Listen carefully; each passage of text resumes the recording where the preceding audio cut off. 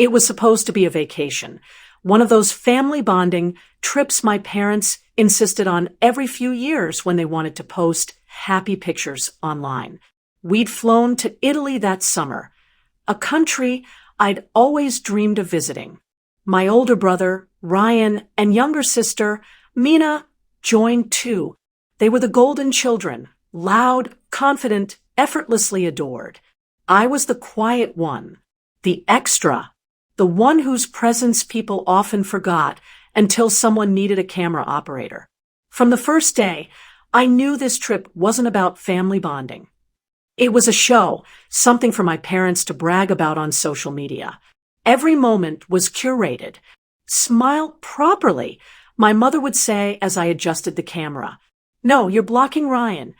Every group photo had me standing on the far edge, barely visible.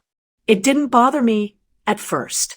I'd grown used to being sidelined, but I didn't know that this trip would change my life in ways I couldn't imagine. The third day was when it happened. We were in Venice, wandering near the Piazza San Marco, taking photos by the canals. My parents and siblings were joking around, buying gelato and laughing at inside jokes I wasn't part of. I had my camera in hand, recording the reflections of gondolas gliding through the water. Then Ryan said something. I didn't hear it clearly, but everyone laughed, even Mom. Then he turned to me, smirking. Hey, why don't you take a few shots from the bridge? We'll wait here. I nodded, happy to have a small task that felt important. I walked over, took some photos, and when I turned around, they were gone. At first, I thought they'd just wandered off, maybe to the nearby cafe. I walked around the square for almost half an hour, calling their names, searching through the crowd. No sign of them. My calls went straight to voicemail. Then I saw it, a text from Ryan. Good luck finding your way back. Don't cry, it's just a joke. Followed by laughing emojis. For a second, I froze. I waited for the "we're here" follow-up message. It never came. Minutes passed, then hours. My phone battery began to die. Panic set in as the sun dipped lower. My family had actually left me behind.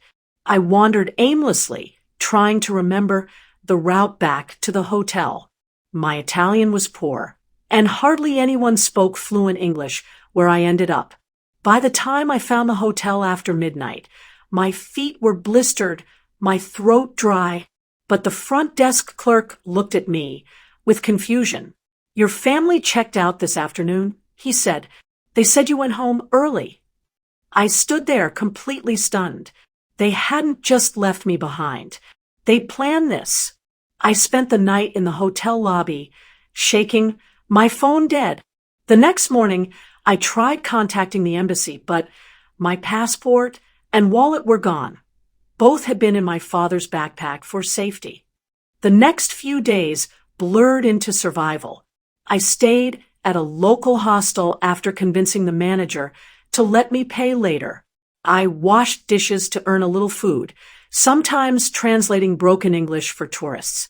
I called every number I could remember, but none of them answered. Weeks passed. I stopped hoping they'd come back.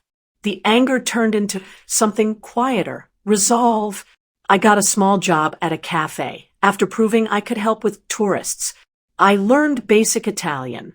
Locals began to recognize me, the kid from nowhere. They called me affectionately. And for the first time in my life, I wasn't invisible. I was seen. Not as a disappointment, not as a burden, just as myself. I never told anyone the full story. I just said I'd come here alone, chasing experience. The truth was too humiliating. By the third month, I'd saved enough for a shared apartment with 2 other workers. Life was still hard, but it was mine. I learned to cook, to budget, to wake up without waiting for someone to shout my name. And the strangest thing, I felt freer than I ever had at home. But freedom doesn't erase pain. It just reshapes it. One evening, as I was closing up the cafe, the owner, a kind older man named Luca, sat beside me.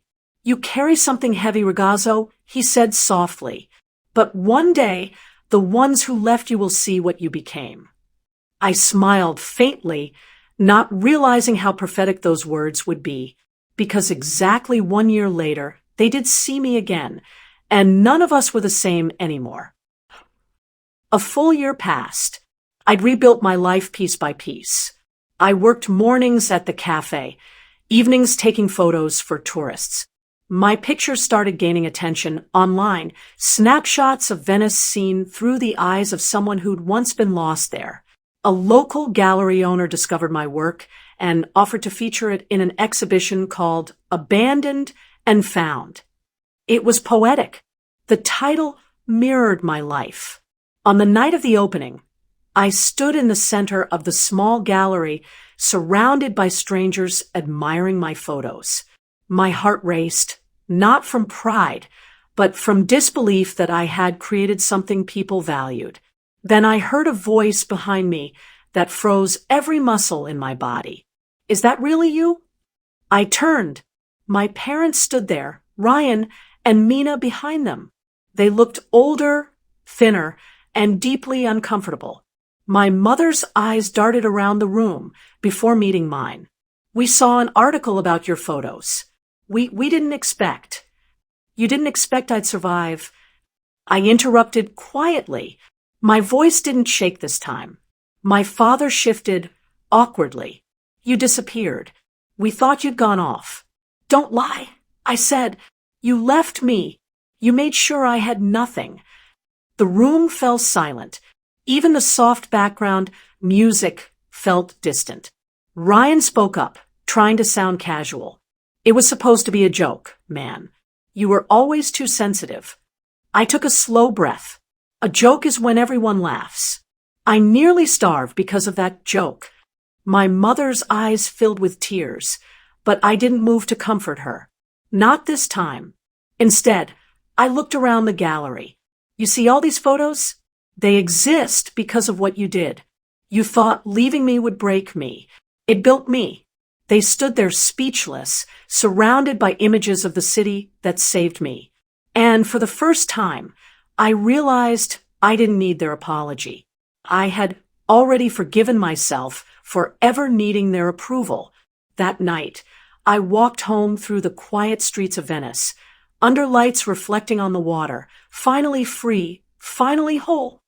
A month after the exhibition, I received an envelope with no return address.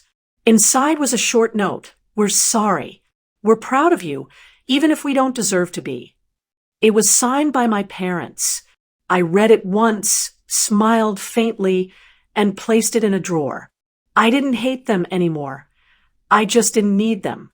My life had grown into something they could never have imagined. My art was being featured abroad, and I had found a small community that felt like family, people who valued kindness over bloodlines. Sometimes I still thought of that night they left me behind.